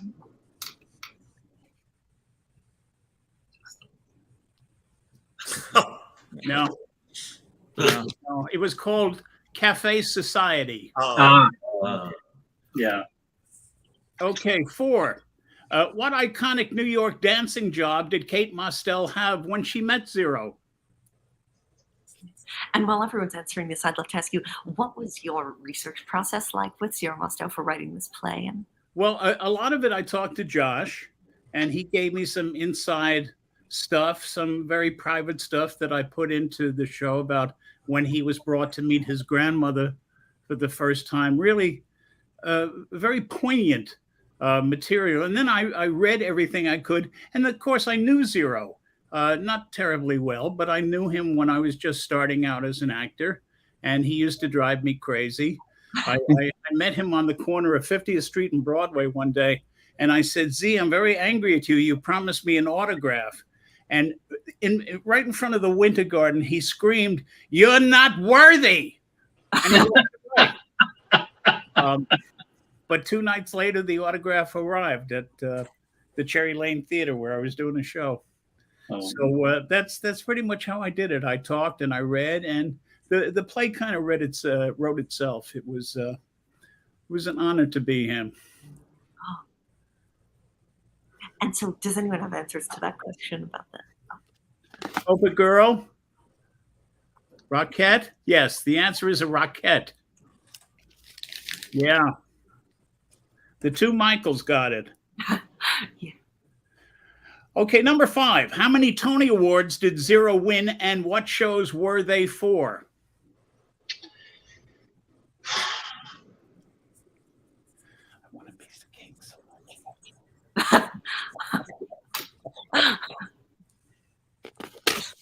Right.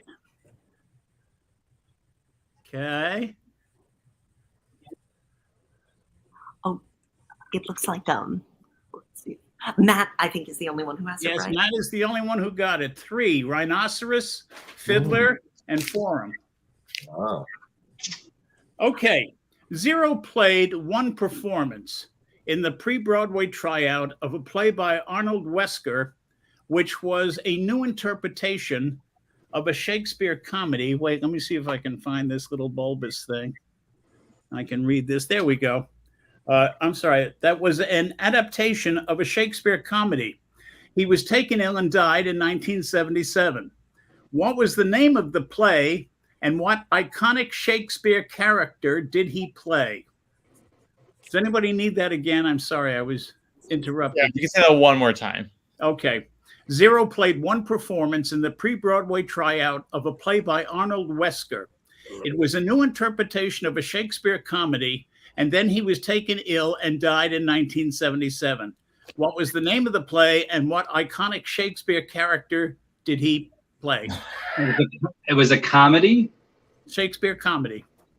All right, well then this is wrong, but that's the only thing I got. What did you say? Merchant No, of Venice. you're right. Got it. Merchant of Venice is a comedy. Oh, well, yeah, all right, I guess so. Yeah. Yeah, technically speaking, you're a comedy. Scholar. It's a goddamn comedy, and don't you ever contradict me again. It's one of his big laugh riots. Didn't you know that? I know it is classified as a comedy, but that always strikes me as extremely odd, but nobody dies, you know? Yeah. And he was the Neil Simon of 1612. Was the I forget what was the name of the adaptation? It was called Merchant. The Merchant. The Merchant, right? Just Yeah. The Merchant. Yeah. Yeah, Glenn got it. Is Mark going to take a bow? He's with No? the dogs. All right, I can't get this one out of the screen. Okay, number 7. Zero Mostel and Jack Guilford starred in the original production of Forum. Who played their parts in the 1972 revival? This is, I know one of them. did you see that revival, Jim? Or Oh, yes, sure. I was already old by then, Charles. Yes, yes, Wait. yes, and okay, everybody has it except Michael P. The answers are Phil Silvers and Larry Blyden. Okay. All right, so do I get half a point for this one and the last one? I'm not Yeah. the moderator. Ask the John Charles Daly of Dancing Over 40. Okay, yes, yeah, that'll be a half point. Okay. thank you. The John Charles. Does that make you Arlene Francis? No, that Jim? makes you Dorothy Kilgallen. I'm going to be getting it. I know I'm too kidding. much I'm about kidding, I know Carlisle too Bard. much about the assassination. Oh, I lost my question. Okay. Zero made his film debut in MGM's Du Barry Was a Lady in 1942, based on the Broadway play starring Ethel Merman and Burt Lahr. Who played those parts in the film? And if you were watching TCM a few months ago and I introduced this film, Which I did, did you? and I had never seen it before. It's not worth seeing, really. It's Zero's Well, kind it of was fun. worth it to see for you, but boy, what a weird movie. Well, I had more fun with Ben Mankiewicz. Okay, yes, yes. Yeah, it's Lucille Ball and Red Skelton. So Matt's half right. I got it right. I wasn't half wrong. I just didn't put in the That's second right. half. What was Zero's real first name?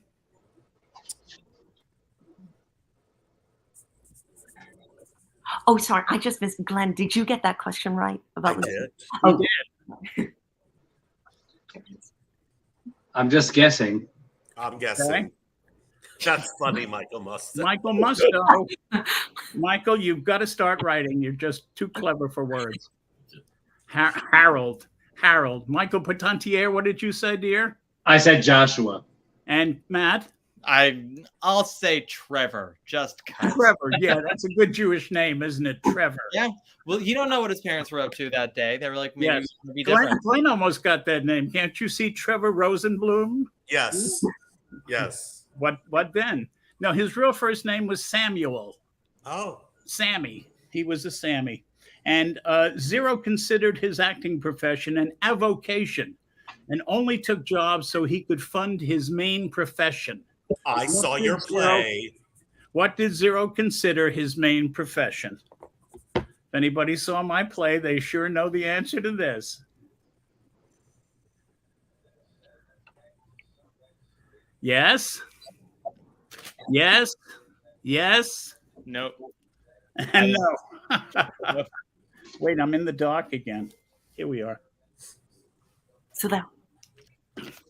Sorry, Matt. What did you say? Oh, I said sports announcing because I didn't know. He used to say scores sometimes during Forum and Fiddler when he got bored. That's true. No, that's very true. He said one night he announced the end of the Sonny Liston Floyd Patterson fight. He said, but I said he knocked him out in round XII. That's clever. That's good. I'm just tallying up the scores here, but Jim, if you want to tell more stories, that would be great. Well, I do that. No, I want to go to bed.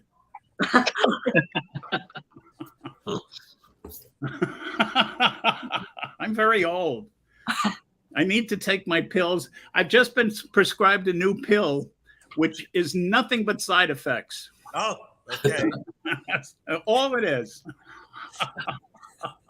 Tremors, lack of balance. I mean, you name it. And it does absolutely nothing for me. Are people watching this? Yes.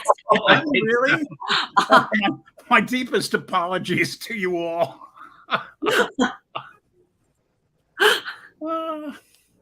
And then, so I'm just tallying up the scores from all the rounds here, and then in a second we'll have a winner. Yes. I think we know who the winner is. Yes. I'm gonna bone up on my Joe Layton knowledge. That You did. Matt, did you do it? Did you put it over the top? with Joe, did I put it what over the top? Your score? Are you the winner of tonight? We'll find out for so. Charles. I don't know. I really, messed up the bet in Joe Layton and Zero, so we'll see what happens. Oh. Well, I can only run so far. But yeah, if anyone wants to tell any stories while I'm telling this. Do you have a calculator, maybe? Jim, what was Zero's favorite show that he did on Broadway? I think it was Ulysses in Nighttown. Wow. He adored doing that James Joyce work. He adored it. And it's Isn't there a film of Rhinoceros with him? Yes. Is there up at the with him and Gene Wilder? No. And Eli It was Wallach, one of those yeah. AFI movies. Yeah, I actually keep a Hirschfeld on my wall of Eli Wallach and Zero. It's an amazing caricature from Rhinoceros, and he's turning into the rhinoceros. Somebody said Zero said he overheard a conversation at Sardi's one night that I said that the guy said, "Hey, I just saw Mostel. He turns himself into a raging, roaring beast during the show." And the other actor said, "I've never seen him in a show where he didn't." Well, actually, Rhinoceros would probably be a good play to revive right now, if you know what I mean. Yes, you're right. You're absolutely right, Michael. Yeah. That's true.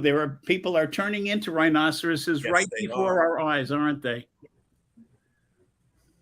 Well, if there was anybody watching this before, they certainly aren't now. Well, I have the final scores here now. So I will read them from starting at the bottom, going to the top. So, Oh, good. I'll be first. yeah, at the bottom is Michael Musto with 14.5. I'm scoring it. We technically did 51 questions, but I'm scoring it out of 50 because there was one where nobody got it right, so I'm just dropping that one. And then we have Michael Portantier with 16 2/3. Then we have Glenn Rosenblum with 22, and then Matt Koplik with 25 1/3. So Wow. in this game and the prize. And I'll bring John on. He can. Hi, John. All right, I was like champing at the bit. I'm so sorry about Candy. Just so you guys know, I wrote my master's thesis on Bob Fosse, and so I knew Gwen Verdon, and we've done a lot of things with Nicole. And so when you were talking about all these things, I wanted to like chip in a bit. Number one, David Rounds was so wonderful in Chicago as the agent, and all they had to do is give Mary McCarthy the line, "I talked to my boys at William Morris, and they said," and there went his role. So Fosse gave him a watch, and evidently he died like getting struck by a car on a bicycle. It was so sad. He was a brilliant actor. He was in Morning to 7. He was a great actor. And as far as Gwen goes, and for surgery, Gwen had problems in Sweet Charity with the confetti coming down and getting her throat. And the same thing happened in Chicago. And so that's why she was out for the vocal, part there. And as far as how and what happened with Chicago, Gwen was transfixed by the original play by Maureen Dallas Watkins. And she tried to get the rights for like 40 years. And the damn woman wouldn't die. So finally, when she died, she got the rights. And so that's when they got to do Chicago. And I have the original manuscript that they started with that was based on her play that they started to work on the Chicago Broadway musical, because I was dating one of the guys in Chicago, Paul Sullivan. And so he gave me the original with all these other songs and all these other things that were in there. That was just, wonderful. So let me see, is that all? Oh, and Lenore Nemitz. Lenore was the only person to do Gwen in one afternoon and Cheetah that night. I mean, she was incredible. You understudied both of them and could go on for either one of them. She was just tremendous. And the last time I saw her was when she did Mazeppa in Patti LuPone's Gypsy. And she was a member of Dancers Over 40 as well for a while. So Fosse and Dancers Over 40 goes way back. We did I'm Not Lola. We did a Fosse Verdon Legacy event. We did the Men of Fosse, the Women of Fosse, and we had all these people perform. And in 2012, Dancers Over 40 did a concert at Alvin Ailey where we reunited the original Cell Block Tango ladies with the drag queen Stella Doro, Be Quiet, Michael Musto, and and then we got as many. Graciela was not available, and neither was Pam Sousa, so we got understudies for them. Candice Tovar and I forgot the other lady that understudied. And so we had a little discussion about what it was like to do the show and do the Philly, tryouts, and then come in and the songs that were cut, and how Cheetah would always say when she was asked who was the best dancer, she would just say, "I'm here, Cheetah's here. I mean, I'm here, Gwen is here." I mean, that was just her normal answer, because Gwen was in a status of her own, and Cheetah just adored her. So that's one of the best things about Dancers Over 40, learning all these things from these people, from Candy, from Cheryl Clark, from Catherine Dobie, who was such a task mistress when we did the 40th anniversary of Dancing, and she got them all together to do Dancing Man. I mean, 40 years later, Wayne Cilento and all these people were on stage. And Ranking, one of her last times on stage, was the 40th anniversary of Dancing. And Ben Breen just showed up and just happened to go on stage and sing Life's a Bowl of Cherries with Anne Ranking. I mean, these things happen at Dancers Over 40 events. So I do want to, get you guys to at least come to some of our events, because they are wonderful. They are just wonderful. So thank you again, Thank you. Charles. And So much fun. And I will be sending some of you some video of Stella doing an Alix Korey number. Bye, everybody. Thank you, everyone, for watching. My favorite. Thank you, Alex. Thank you, Candy. I'm sorry this happened. Candy, so nice to meet you. Nice to meet you too. Lovely to see all of you. It was just great. Oh, yes, thank you. And thank you, everyone who watched, and have a great night. I'm going to get one more picture with everybody. Everybody wave and smile while I get this picture of everybody. There we go. Okay. Thank you all. Bye, everyone. Bye.